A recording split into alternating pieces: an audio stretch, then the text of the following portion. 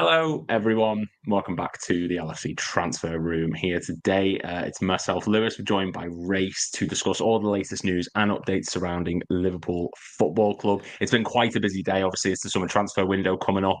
Loads is going on, and it's officially the last day we can say that we are not managed by Arne Slot. He starts his job tomorrow. The 1st of June is when officially he takes over the role, even though he's been doing bits behind the scenes. So yes, Derek's put who, Arne Slot or Arnie Slot or Arne Slotter, however you want to pronounce it. Yes, the new Liverpool manager starts tomorrow, but I'm joined today by Race. Race, how are you getting on, man? Good. Yeah, I totally forgot about the slot officially kind of starting tomorrow because we haven't really seen anything, in terms of well, we saw the one announcement, but of course, all the technicalities behind it. Of course, Klopp had his big Yeah. send off this week. You saw in Liverpool. So, yeah, tomorrow officially begins the new era of Liverpool. Yeah, the new era. I mean, that's the perfect way to say it, to be completely honest with you. I mean, it's a very surreal feeling. It's okay, Derek. I'm very slow. I've been having camera issues, so if I seem slow, it's just me. But yeah, no, you are right. Like, it's a very surreal experience to say that tomorrow we will officially have like a new manager. I mean, what's your sort of final thoughts before we begin this new period of time at the club? Well, for me personally, I started watching Liverpool and have been a fan really the entire Klopp tenure. Kind of the season Brendan Rodgers was sacked and then Klopp came in. That was the kind of the season I first started watching Liverpool. So for me Mm, personally, all I've known is Klopp. I know obviously there's so much more history to the club and what you've probably seen as well. I mean, I've only known Klopp, so for me, it's a jump into the deep end. It's a bit nervousness. It's a bit unexpected, because who knows how things go. Because throughout this time, I mean, so many all these other clubs, United, Chelsea, Arsenal, they're all changing managers and everything, and we've just been so rock solid. City as well, they've been rock solid with Pep. So like you know, it's been nice, to not deal with that kind of manager turnover and who we get and who's this, should he stay or should he go?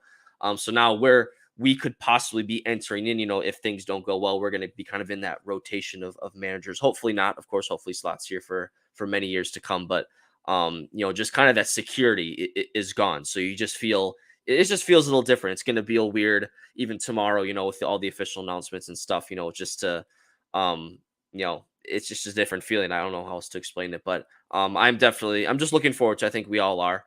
It's going to yeah. be exciting. It's going to be, perhaps there's a bit of a refresh needed with Klopp and how things have been going, just, in terms of the conceding first and how results kind of have been.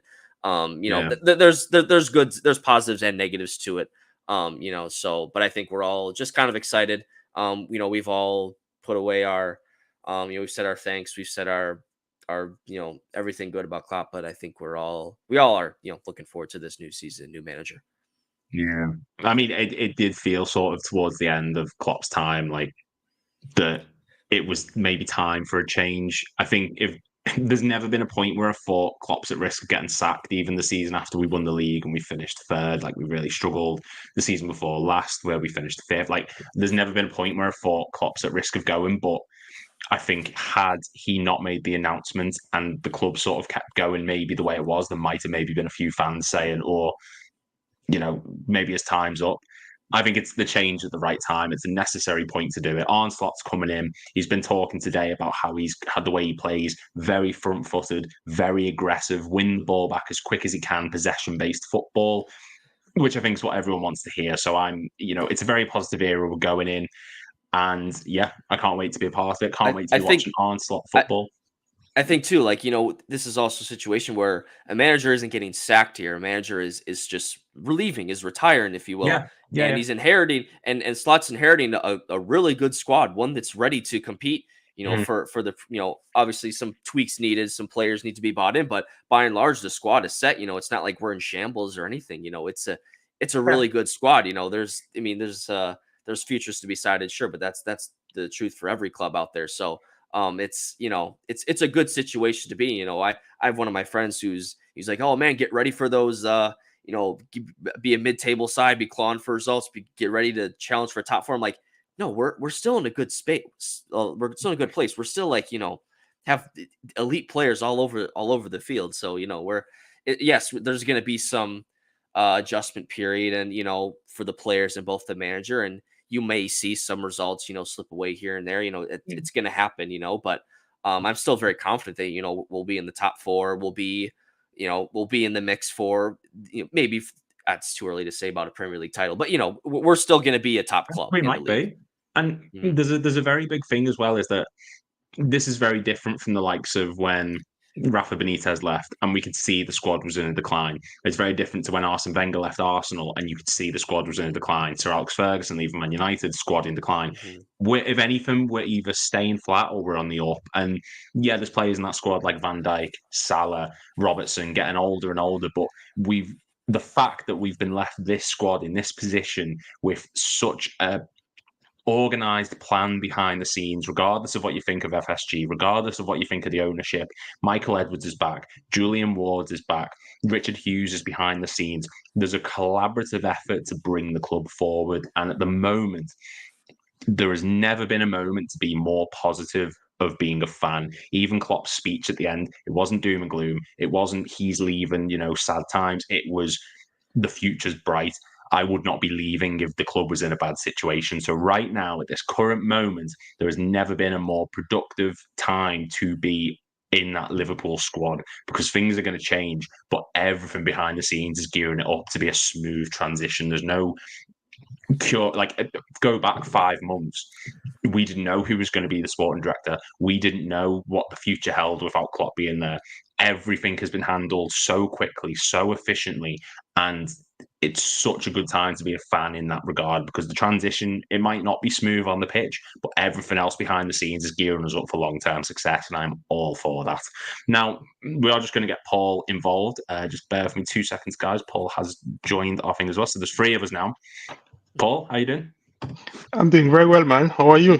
Good. Thank you for joining. Thank you for jumping on. What's up, Chris? Hey, Paul. So we are going to jump into the first topic. Now, there's a lot of comments saying about the transfer news because it has been very busy. We just wanted to give a quick discussion on the final day before the onslaught era of Liverpool Football Club.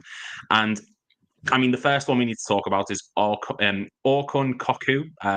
If I've pronounced that incorrectly, I'm very sorry. He is the current Benfica midfielder, previous Feyenoord midfielder. He was at the club for 5 years, from 2018 till 2023. So he has previously worked under Arne Slot, albeit not for the longest time.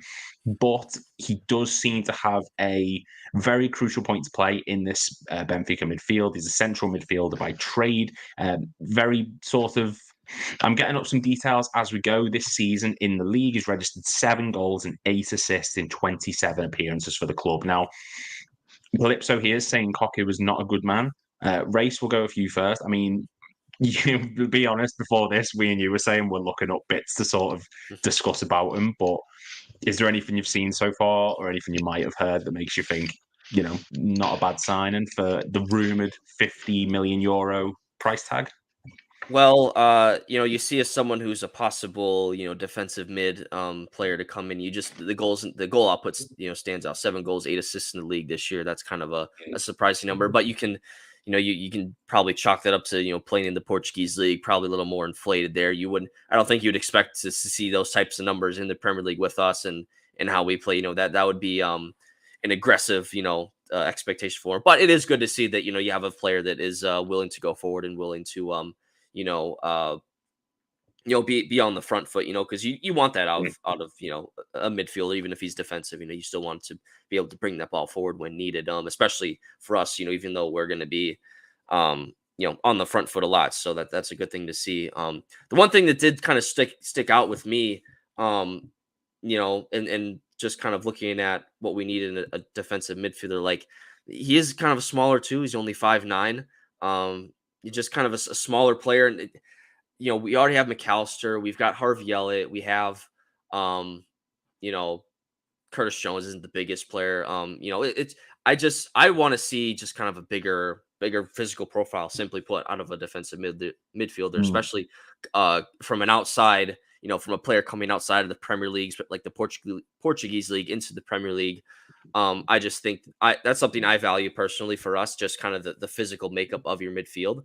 Not to say that he couldn't be a good player and be a good fit for us, but I just think to balance out what we have, because McAllister is, in that first 11 every game. He is, first choice. I think he's cemented himself in that. The other midfielder maybe can be some sort of rotation if Sobosai can, and depending on how he play 2-4-3-3, 4-2-3-1, if that also plays a part here. But I think McAllister certainly nailed on as one of our midfielders, and then whoever's going to cover from, in that the number 6 role, or more defensive midfielder. I just want to see a bit more of a physical presence, and so that's just kind of what I look for in a midfielder. So I would be, the pass repertoire with Arne Slot is definitely a plus. That's, you could see that this summer with maybe some of his targets, players that he knows, just a little bit more about if he's worked with them previously. And, especially in your first year as a manager at a new club, like you kind of want that safety valve. You want a little more, familiarity with players you bring in. So that could be, part of the reason why there's some links here, just with any links, you could see this summer. I think that's, something to look for. But yeah, I would just, for me, just kind of having the balance of midfield would kind of throw things off a bit. Cause, I just think that, in the Premier League, you just got to have those bigger guys, like, like you see with Man City, they got Rodri, Arsenal have got Declan Rice, just kind of bigger players and, just more physically imposing. So, just an interesting prospect to keep an eye on, but that's just kind of one reservation I would have. Yeah, I mean, attacking options is not something we lack in midfield. Like you mentioned a few there, like we get Jones, Elliott, Szoboszlai, McAllister, who can drop deep, but let's be honest, we all want to see him a little bit further up. That just seems to be where he flourishes now. Paul, I mean, you've been very vocal in the past about number 6s, and I've been vocal about number 6s, and we seem to disagree on exactly what we want. You want someone who's a bit more ball progressive, they can pick it up, they're able to pick a pass, whereas I want someone who's a bit more of a brick Markovic house, who can just sort of break up play, crunch into someone. Doesn't have to be the most beautiful player, but it's just a bit of solidity for the back four at a time when we were really lacking. But now that Arne Slot's coming in and he wants to play this different style of football, possession-based, attack-minded mentality, maybe we do need that ball-playing sort of number 6, and maybe you were right after all about that. I mean, is Kokcu someone who has worked in an Arne Slot system? He is the number 10 for Benfica. I mean, is this really a position that we need to be looking at someone a bit further up the pitch, or is it maybe we're going to see McAllister drop a little bit deeper to try and play this style of football?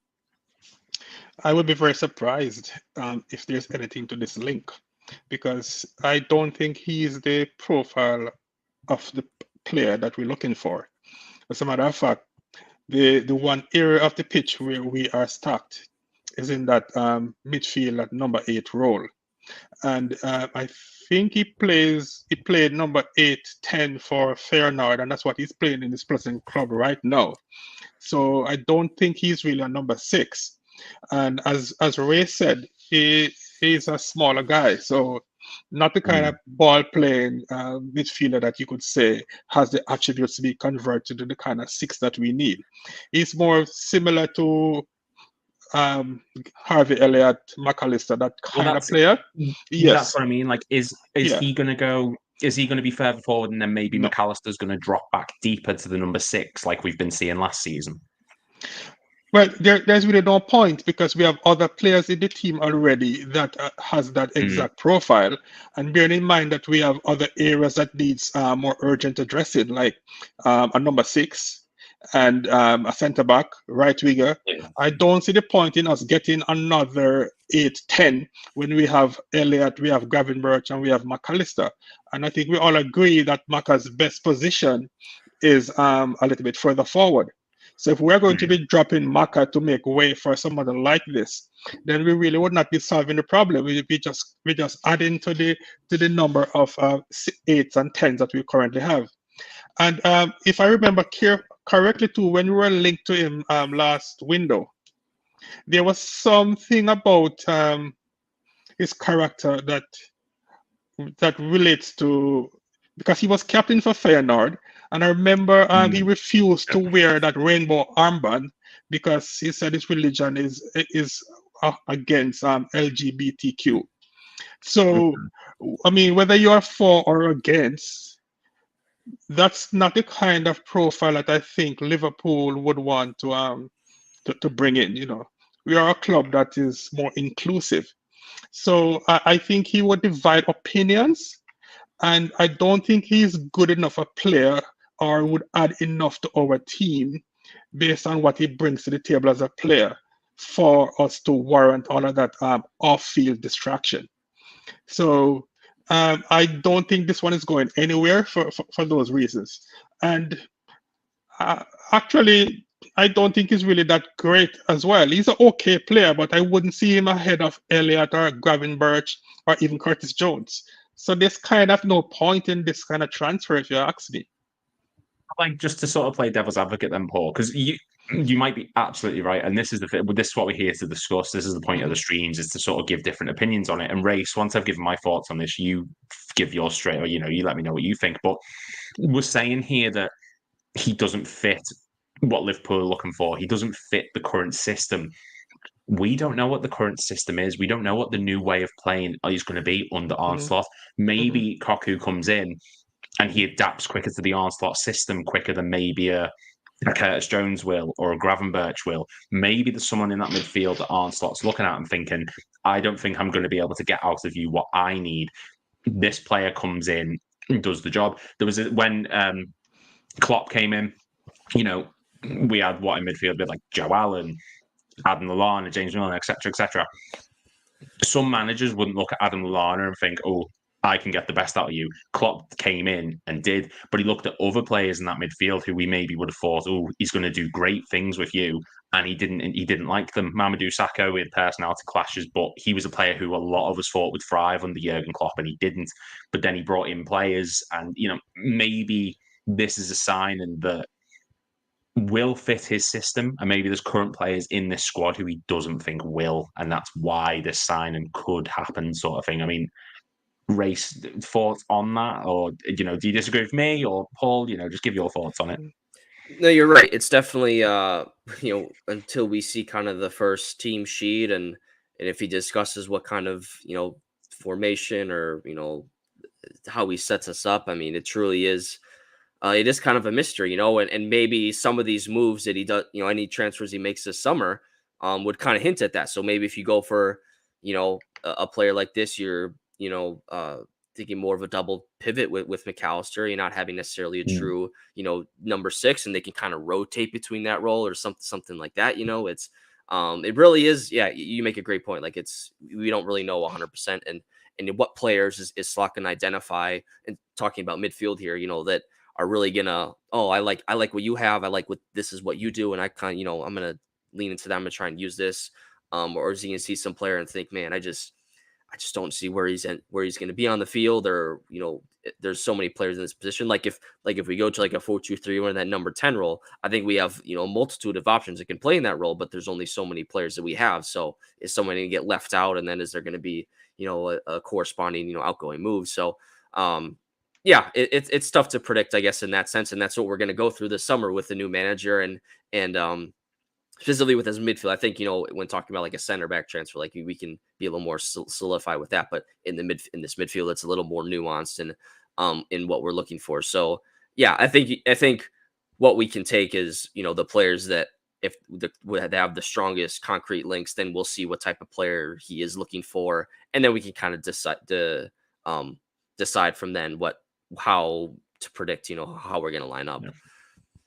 Yeah, I mean, like John, I agree completely with. I think our CDM needs to be a destroyer and do the donkey work for the team. I'm in the same belief. I think that the number 6 doesn't necessarily have to be the flashiest player. I don't think it needs to be someone that doesn't need to sort of be an expert on the ball. It's incredible if they are, but I just want someone who's going to provide defense for the number 6. But that was in the Klopp system, maybe in the Onslaught system. Maybe the players are going to have to, he won't rely on an out-and-out number 6. Maybe with the double pivot, it's just about work rate. When the team tends to go forward, the double pivot tends to drop back to provide extra support. So we just don't know. I mean, Paul, I didn't get your thoughts on it before, actually, because Race gave me and Race gave ours towards it. But like, it's the last day before Slot comes in. Like, how are you feeling going into this new era, so to speak, after 9 years of solidity under Jurgen Klopp? Like, are you nervous? Are you excited? How are you feeling towards it? I remember exactly what I felt when I heard the news that Klopp was leaving. I was really worried for the team going forward because it came as a big shock. That's the last thing that we expected to hear. But as the weeks and months have rolled past, I'm very excited. Now I started to believe that he's leaving at the right time. It's always good to leave when people want you to stay rather than to stay on too long. And I kept going back to Arsene Wenger at Arsenal. For his first 5-6 years, he was king there. He could do no wrong. He was the greatest ever manager. But I just think that he kind of watered down his standing with the club by staying a year or two too long. And then when he left, the club was in a decline. So so now I'm a little bit more excited and optimistic than I was when I initially heard the news. Obviously, I didn't know much about Arne Slot, but we have done so much research, watched so much videos, watched all of his interviews over the last couple of months. So now I started to get that vibe, that feel that we did well, and he's the right person for the job. And because the squad is what it is, where we need a couple of players here or there, but we don't need a wholesale change. I am optimistic that we will be very competitive next season. We may not win the league, but if we win it, it won't be a great shock because the team is in good stead. So I'm really looking forward to next season, to be honest. As a matter of fact, I'm looking forward to tomorrow because I want to see what his first press conference, the stuff he has to say. Yeah. I'm sure they're going to ask him, what are your plans for Trent? Not sure he's going to give us a straight answer. But these are the stuff that I want to hear. We as fans want to hear stuff that can give us hope. We don't want to hear, we're going to have a rebuild and we're going to be losing to win down the road. We want to win right now. And as to his style, whether it's a 4-2-3-1 or a 4-3-3, I guess the players that we have is more important than really the playing style. Because right now, we scored enough goals last year to probably win the league if we were better defensively. So that is the area of the pitch that I'm more concerned about. Yes, Darwin and Salah missed some chances, but we conceded too many easy chances last year. So whether it goes to a double pivot, and I suspect if we don't get a number 6, we have to go to a double pivot with a 4-2-3-1, because that's the only way in my mind I see where we can have that solid defensive setup. But let's see what he has to say. Let's see what he has to do. I'm really excited for preseason. As to this fellow Kökçü we've been discussing, I really don't see how he fits in. But at the same time, if the manager wants him, I mean, I'll be all for it. So let's see. But I'm more excited than being worried right now. It is. It's because when Klopp signed someone, everyone just said, we trust them. It's Klopp. If he wants him, there's a reason for it. With a new manager now, if this was a Klopp signing last summer, no one would be questioning it. But because it's a new manager with a new system and a new regime, everyone's going, not certain. I mean, you're absolutely right. Until we hear what he says, we don't really know what we're in for. Now, because Kokcu is someone who we don't really know a huge deal about, sorry, we're very uneducated around here, or at least I am. Not racing Paul, these guys are brilliant. We're going to move on to someone who I think we all know. It's someone who divides opinion. I'm excited to get your guys' thoughts on it because I've definitely got mine with this transfer. Mbuemo from Brentford. We all know what he's like. He can be a nightmare. I believe he scored against us fairly recently, actually. I can't remember exactly when it was. I think it was the 3-0 defeat last season. Did he score against us? I think he might have. But yeah, basically the Brentford striker. is linked with a move to us. The price tag isn't exactly set as anything, but I've heard rumors he could go for as low as 25 million, but it could go up to about 40. He's 24 years old, played for Brentford for a good few seasons now. During his time at the club, in the Premier League, 22 goals, 24 assists. Race, give me your thoughts on Mbuemo. Is he a player we should be looking at to come to the club?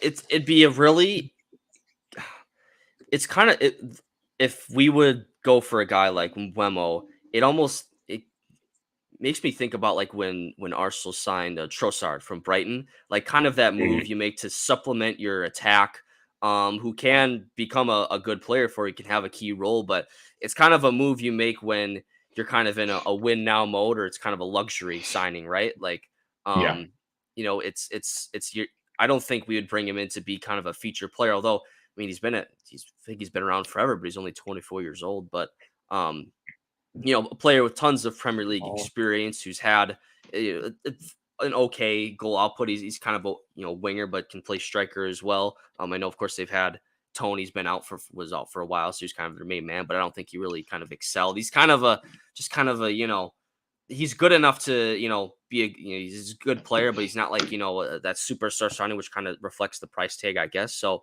he'd be a nice player, kind of like when, you know, like when we had Shaqiri, you know, a few years back, you know, just kind of an extra attacker has some quality. But, you know, I don't think that there'd be any, you know, strong push to sign Mbuemo. Would be kind of a, you know, kind of a towards the end of the summer thing, you know, kind of look what we have. You know, because my question is like, where would he play, you know, bringing him in, because Salah's not going to leave this year. You kind of a left, you know, kind of a backup to right wing. Would he take that position? You know, going up. He's been at Brentford forever, you know, and now he's going to make the jump to a bigger club. You know, would he accept that kind of role at a bigger club, but a lesser role? If we want to, you know, but again, Salah, you know, plays every week. You know, bar from this past season, you know, his injury record has been incredible. So.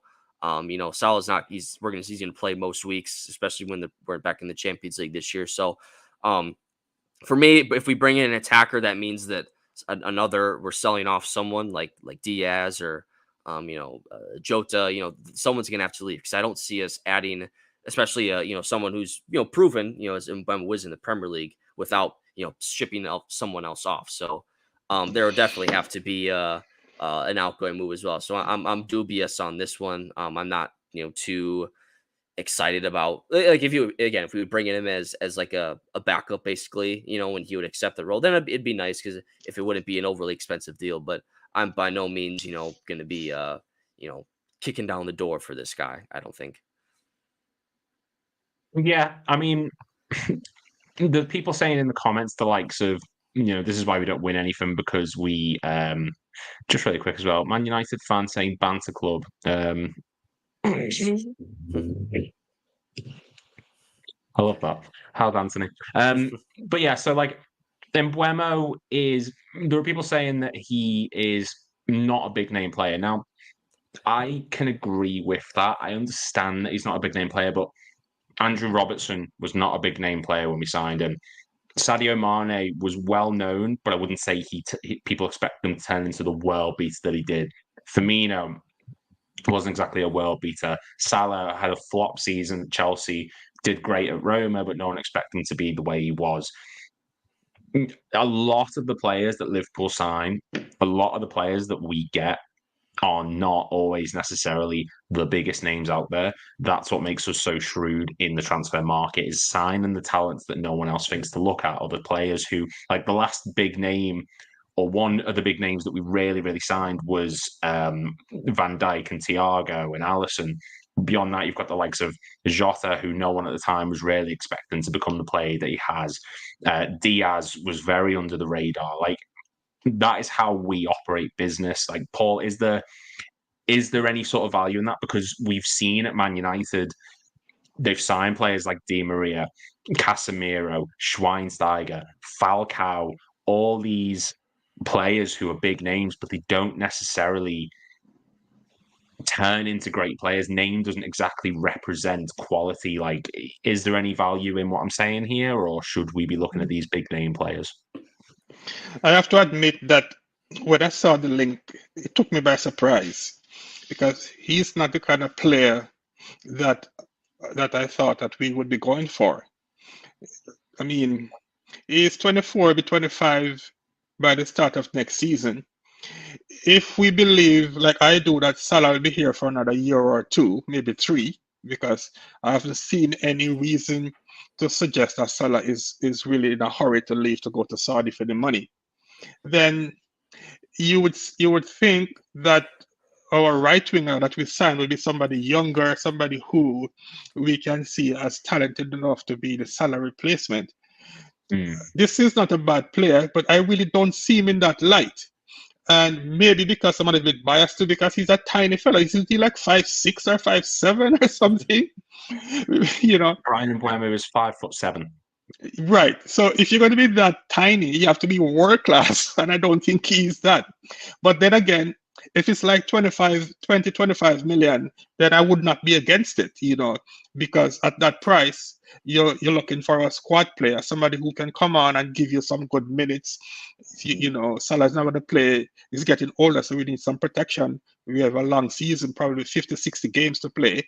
So he probably would be a better right winger to give Salah a break instead of putting Harvey Elliott on the right wing when Salah doesn't play. So, if that's the kind of signing we're looking for, then I get it. If we're talking about 40 million, then absolutely not. Because everybody know that the guy that I really want is Bakayoko.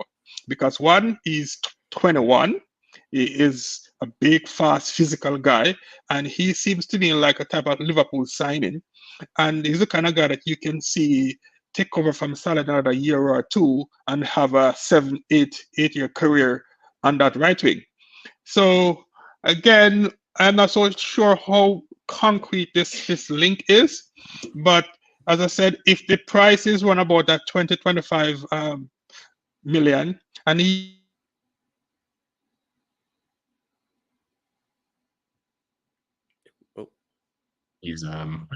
think may have very lost him passionate there. about the Mbuemo. He'll come back. He always does. But I Yeah. mean, Race will sort of go to you then until Paul unfreezes. But like, I mean, 25 million, is that a good price for him? I think that would be like, I guess I didn't fully complete my thought, but yeah, I guess that's a fair price to bring him in. It's just I don't know if we need to or like we should. Like again, I don't know what type of playing time he would get, what his role would be. Because like playing as a striker, like we have Gakpo, we have Nunez, we'd have Jota.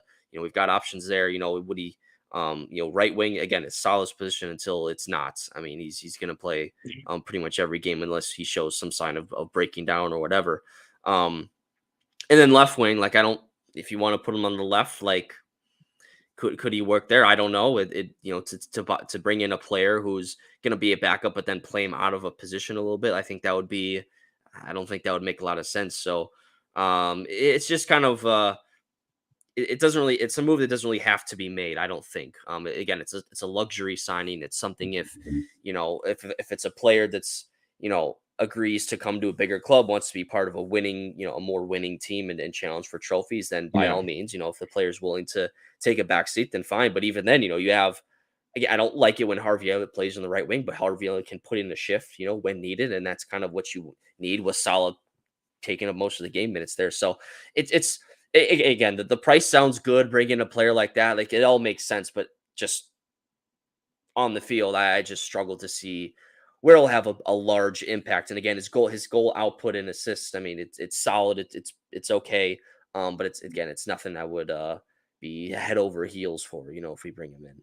Yeah, it just doesn't feel like something that we have so many upfront options.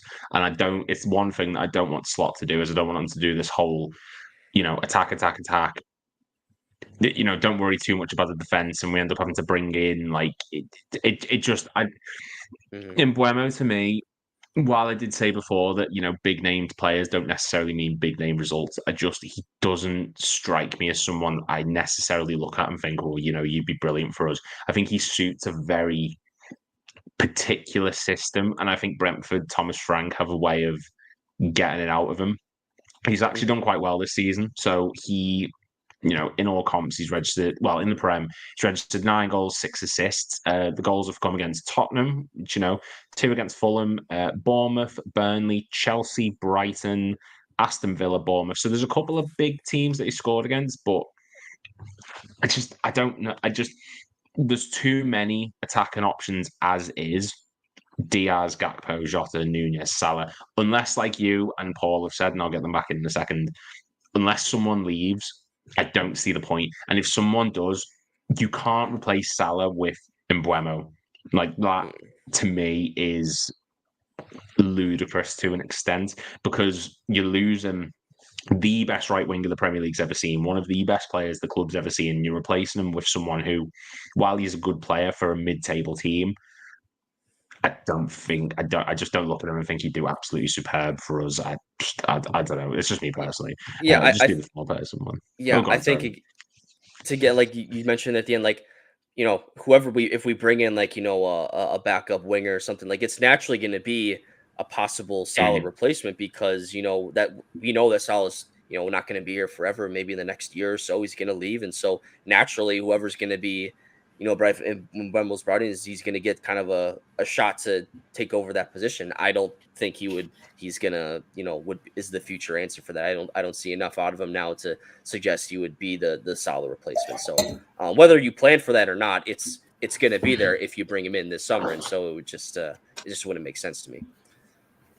Tanya said Salah will be off to AFCON. We need a right winger. Unfortunately, Mbuemo represents Cameroon, so he'd also be gone. Yeah, so it's exactly, yeah. Yeah, it's unfortunate. He did represent France. He just recently changed allegiance in the past 2 years, I believe it was. He joined Cameroon in 2022, so 2 years ago. So unfortunately, as nice as it is to think it'd be a solution, he would also be going. So yeah, it is what it is. Hassan, how are you doing? You okay? Hassan, how are you doing? Yeah, I'm fine. I had a panic thinking I was just I'm back. Good. I rushed from work. Oh, thank you. I mean, I do really appreciate it. I've got 4. I started off with 1 and now we've got 4. So, we're all stepping up in the world. Okay, Hassan, I'll get your thoughts then on Mbuemo. What did you make of the news? So apparently the rumour price is around 25 million. Brentford striker this season, registering 9 goals and 6 assists in the Premier League in 25 appearances. Is he someone who we should be looking at? Is it a sign of the club showing the weak mindset that people seem to say, or is it shrewd business? What do you think of it? Yeah, it looks like if it's Edward who's likes him, maybe there's data behind it. As much as I've seen him, I like him. If he's 24, 25 years old, he's strong, quick, and he performed really well when Toney was out with his ban. I heard you saying if it's a Salah replacement, it can never be. He's not on the same league as Salah, but if he's coming in as a bit-time player who can plug in with other attackers, so he can be a decent buy. And because we are playing 4 competitions and we would like to progress in each one of them. Saf Guru says the new stuff improves that all focus on improving the current setup. I completely agree. I think we've had years of the backroom staff being a bit of a shambles because of people leaving, people coming, people, Jörg Schmadtke came in for a bit. There were discussions on all these different people. Now is the time to develop the backroom staff rather than just relying on Klopp to absolutely carry the team. And, Mbuemo might be a good signing for the price, but, is he really the man to be taking us forward?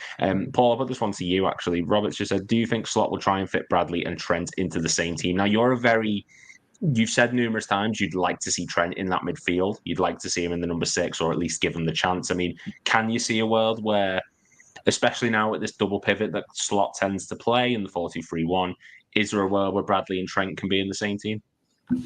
There is. Are you guys hearing me? Yes, Can I yeah, hear? all good. Mhm. There is, but that is only if we decide to play a 4-2-3-1, and then Trent would be the part of the double pivot, and then Bradley would be the traditional right back. And Trent clearly sees himself as a as a midfielder. He wants to play midfield. He relished opportunities to play for England. I don't think he's going to get any minutes or get in the English team unless he can get in as a midfielder. So I think Trent desperately wants to be a midfielder, and I'm gonna guess that he's kind of waiting to have a chat with Slot, before he decides on signing his next contract, etc. So I wouldn't be surprised if Trent is a midfielder, even if it's not this upcoming season. If we are going to keep Trent long term, as he gets older, 25, 26, 27, it's not like Robbo who has that blazing speed, for 7, 8, 9, 10 years. Trent is not that quick. He's not slow, but he's not quick. He's not as quick as, say, Reece James or Kyle Walker, those kind of wingers. So invariably, as a right back, you're going to come up against some speedy left wingers, in big games. So and we all know that Trent can defend, but he doesn't appear to want to defend, especially in big moments. So he definitely wants to play in the midfield. I know Klopp was resisting, right? Because if you listen to reports too, it was Pep Linders who actually, begged and pleaded for Klopp to have Trent to even do the inverted thing that he has been doing the last, this past season. So, but at the same time, nothing is guaranteed, because if we get a really top quality defensive number 6, the type of player that we're looking for, I could also see Trent continuing as a right back, and we focus on more that inverting into midfield in possession, and then having that number 6 to kind of drop back in defense if we lose the ball. So it's going to be interesting. Now, the important thing is that we have options. Right? That's the important thing. We have options because depending on how a game is going, you can change within the middle of the game. You can, because we have seen even this past season. You remember the game against Crystal Palace when we were down a 1-4-3. Trent started as a right back, but then he ended the game in midfield because we needed his production. So the important thing is to have the option.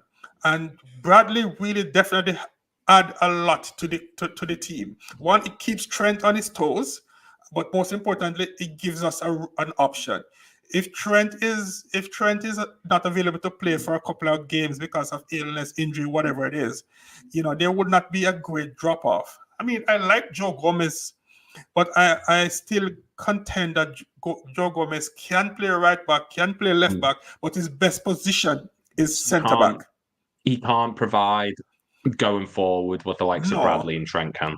Absolutely not. Absolutely not. So Gomez, I don't like to see when Gomez actually start at right back, at full back. He's the kind of guy that you'll bring in with 20 minutes to go if you're protecting a lead, right? Yeah. So Trent and Bradley, both of them is very critical going forward. So can they play together? Yes. Do I expect them to play together? I don't think we'll see them play together, at least at the start, but I think they can, and the option is really, really good to have. Well, Slot is his main tap comes from width. He wants his fullbacks, he wants his wingers, he wants them wide, because 72%, I believe, I did the analysis video on the channel. Go check it out, by the way, everyone. 72%, I believe it was, of his crosses into the box come from his fullbacks. And I think it was something like 63% of his assists come from his fullbacks during his time at Feyenoord. So he likes his fullbacks to get forward. He likes them being in the attacking space, but he likes them to sort of go, not inverted as such. He likes them to come in and then go back out to sort of pick up ball from the double pivot and then create options. And race, I mean, we've spoke a lot about Trent, a lot about Conor Bradley. I think right back is a position there's so many options for us. The one that seems to be coming up recently is left back. Apparently, we don't know, because obviously Slot hasn't started yet, so it is just probably speculation.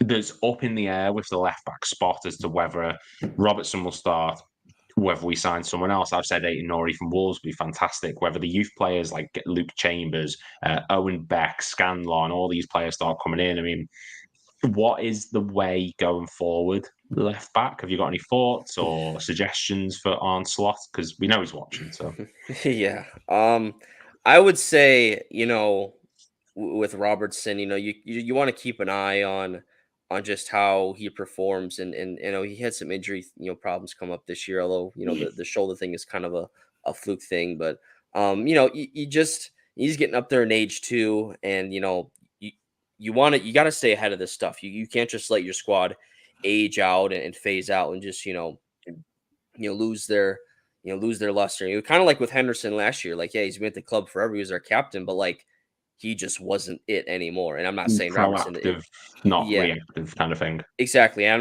not saying that Robertson's at that level where we're moaning wins in the team, but there's just been some things where he's still great going forward. Defensively, again, we talk about our defense, kind of letting us down this year. Was he kind of part of that?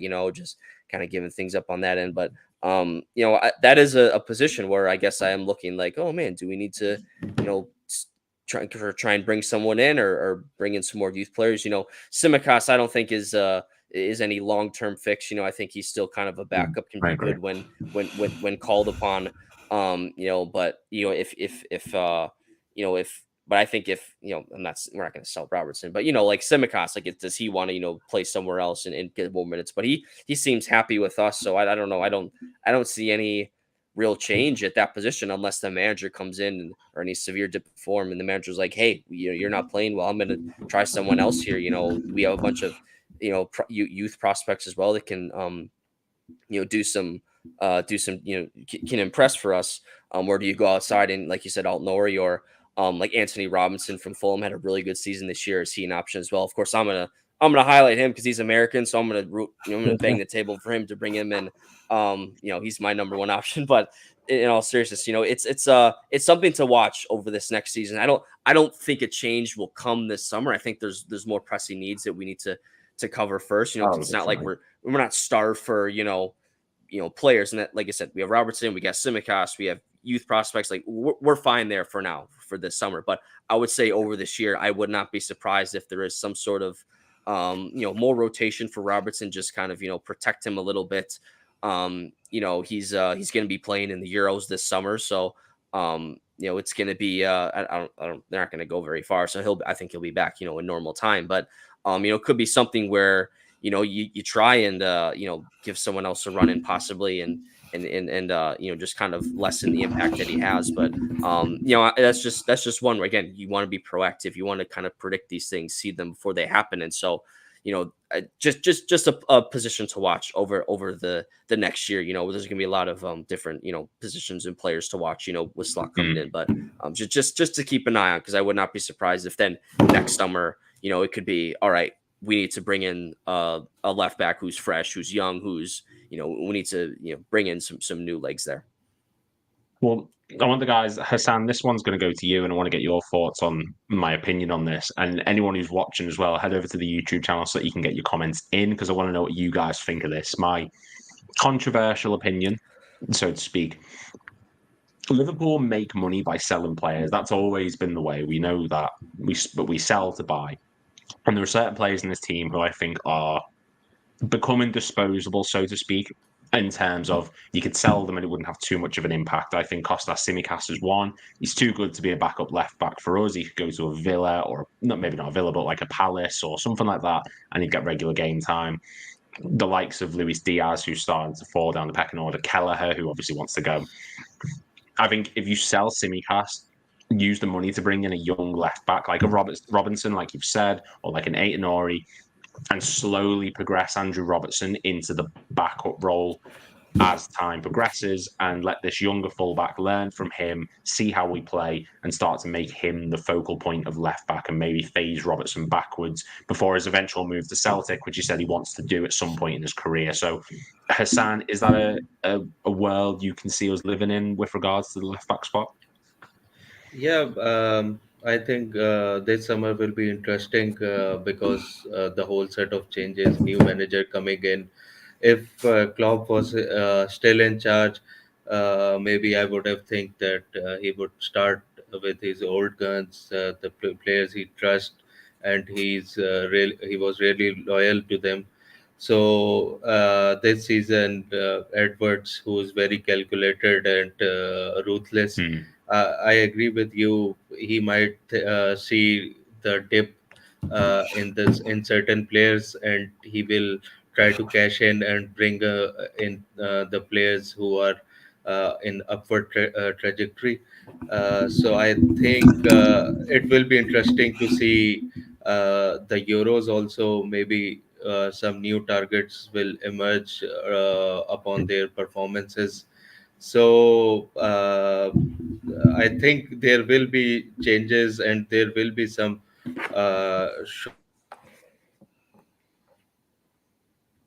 Everyone moving, but freezing to death. God, go on, yeah, carry on, Hassan. Sorry. so I think there will be some changes and some shock exists with Edwards coming back. Yeah, I mean, Paul, get your thoughts on that?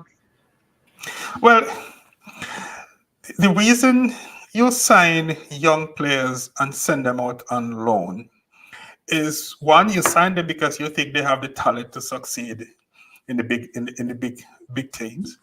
You send them I on disagree with loan. that, but yeah, carry Hold on. on, let me finish. You send them out on loan for them to get quality experience.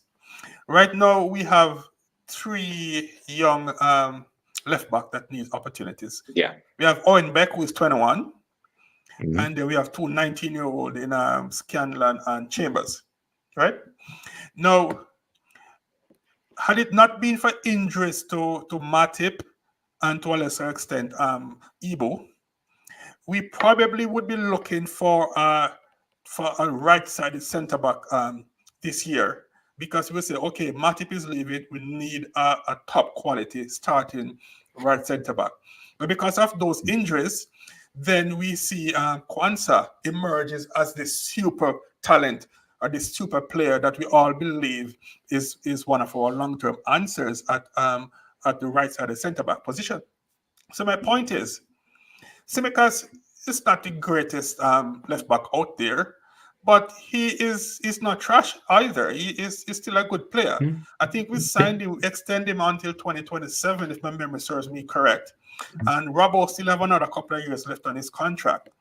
And of course, if assuming Gomez stayed, he's our emergency backup over there. So the point I'm making is, I don't think Liverpool is going to sign a left back this window. I think what we will see is a left-footed centre back who can cover at left back, if needed, if needs be, and that's fine by me, because I want to see a little bit more of the youngsters to determine, to find out, are they good enough before we say, okay, we need to bring in Nori, or we need to bring in Anthony Robinson. Sorry, Race, I think Robinson is just a year or 2 above the, too old for us to be bringing him right now. If it was 2 years ago, he was like 23, 24 for sure, but I think he's like 26, if my memory right, just a little bit too old. So, and Robbo, in my opinion, if he can stay injury-free, has another year or 2, at the level that he could still help us. So I don't see us buying a left back. I want to see us give the youngsters a chance. Yeah, I think they've definitely earned that right, especially after the Carabao Cup and the Europa League group stages. They've definitely earned the right to be able to show that they're capable. And I think as well, they're going to be more motivated because they just started to break in under Klopp. They've got a taste of what it's like to start in this squad. Under a new manager, they're going to have to put the work in, and I think they're going to really give their all to break into that first team. I mean, Race, is there any young players in that squad in particular who you think we'll see break into that team just a little bit more, just to sort of, the last 5 minutes of the stream? Like, is there any young players that you can look at and think you will do well under on slot? Because in my mind, Dan's is one in particular who really stands out. It's I don't have too strong of an opinion on just some of our younger prospects. When you think of the younger players, I think of by Church, but also differently because he had a run in with the team. So I wouldn't classify him as a player who needed experience because he had a little bit of running with us. So just to exclude him from this kind of conversation, I guess maybe it kind of would be in that left back position, just given that it's a position that possibly we would need to refresh in the coming years. I think again, I don't have a strong opinion on either of those three prospects. Chambers or Beck or Scanlon. But it would be nice to see some of them in the squad and stuff like that. I think a guy that's kind of forgotten about too is Ben Doak as well. He was supposed to have sort of a role in the Europa League this year, but then suffered a long-term injury, and so he's been out for a while. And you just wonder what the plans are for him. I wonder if a loan move would be good for him. I would personally favor that just because we have attacking options and we're back in the Champions League. So I don't know how much of a how many minutes he would get necessarily. So he would be one. And then again, like Connor Bradley again, he had a good run in with us. So just to see more out of him, we had, like we saw this year, we had a bunch of younger kids come in this season and put in a performance. Like Kwanzaa became one of our most reliable center backs, and then Bradley as well, and a couple of those midfielders, Clark and McConnell, did stuff. Dan's, I know he's really impressed at the youth levels. I still want to see more out of him, just to give him more minutes ahead of like Gakpo or Nunez or anyone on the front three. I just think again, attack, we're so solidified up there unless you're truly like showing like elite special, then it's I think I personally think a little bit of the Dan's hype is a little over the top right now. Just it's just a bit of a you get excited about younger players naturally, and so you're just like oh man, I can't wait to see. Like I'm a little more hesitant on Dan's for now, but that's not to say I wouldn't be thrilled to see him in the team and see what he can do. But there's definitely a lot of younger guys on the team that Slot will get a look at and see what to do, and I'm excited to see some of them. Yeah, definitely. I mean, Hassan, sort of same thing to you, like, and it's a very like I've not heard many people say that about Dan. Actually, the sort of the yet to see a lot from him, and the hype might be a bit much. But thinking on it, I mean, we've seen it numerous times. Jordan Rossiter, Ben Woodburn, Adam Morgan. Oh God, I'll remember more off the top of my head, but I can't at the minute. But yeah, I mean, Hassan, Jordan, what do you think of this? Yeah.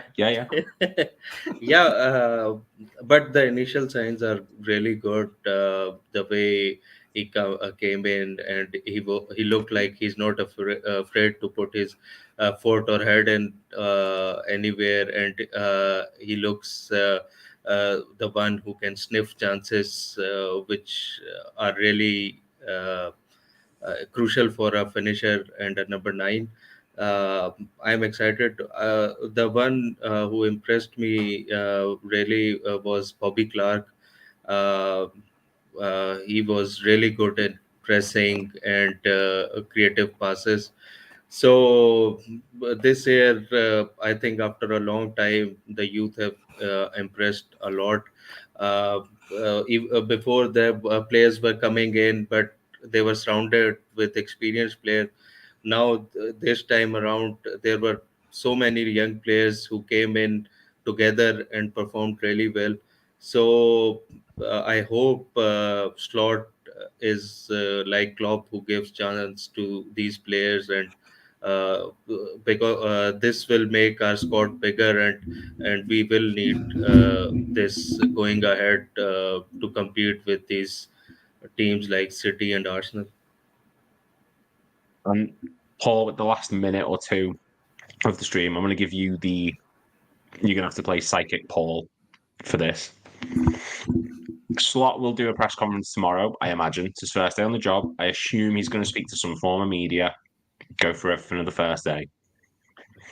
What do you think is one thing he's going to say or one thing he's going to discuss that's going to make people think, that's going to be the big takeaway. Will he discuss Nunez? Looking forward to working with him. Will he sort of reveal his system, how he wants to play? Will he maybe mention moving Trent to midfield? Like, what's one, not outlandish, but what do you think the big statement thing from him is going to be that makes people take notice?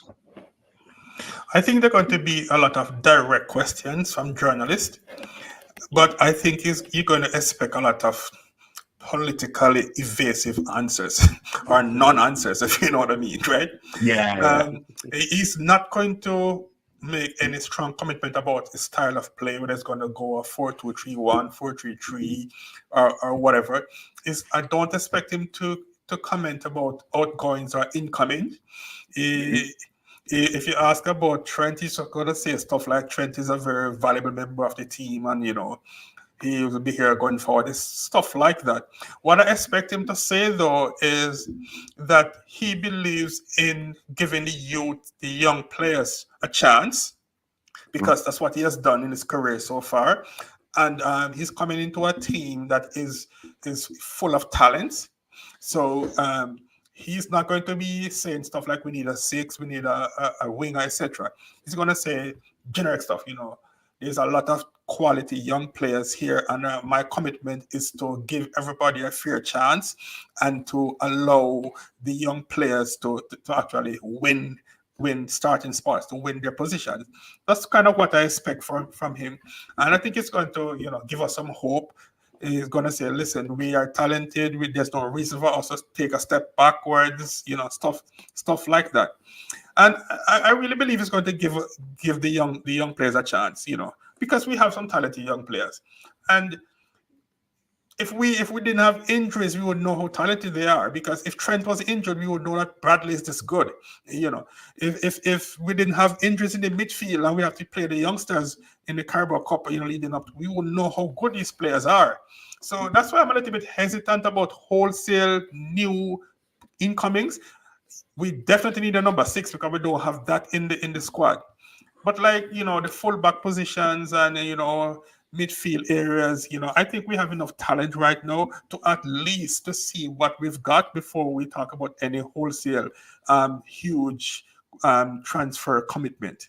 So he's gonna say stuff like, we need to meet with the players and stuff, and preseason and that kind of stuff. So I want to hear what he's about to say, but I don't expect to hear any groundbreaking headline stories.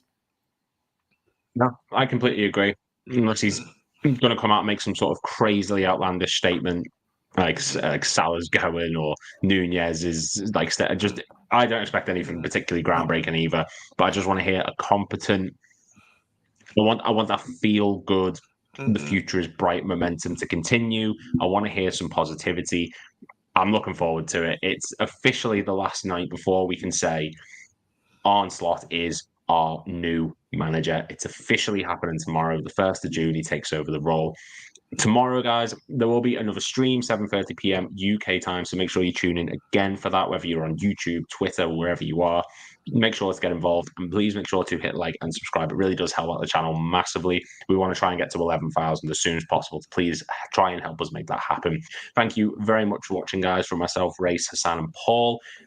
And yeah, we'll see you for the next stream. Oh, and tomorrow there will be a new expert analysis video going up. It's myself. I'm going to be interviewing and discussion with Ross Trudell from Cultaholic.com, going over Newcastle season, Liverpool season, how the historic moments like the 4-3 victory against Newcastle, the victory this season at St. James's Park. So make sure you tune in for that.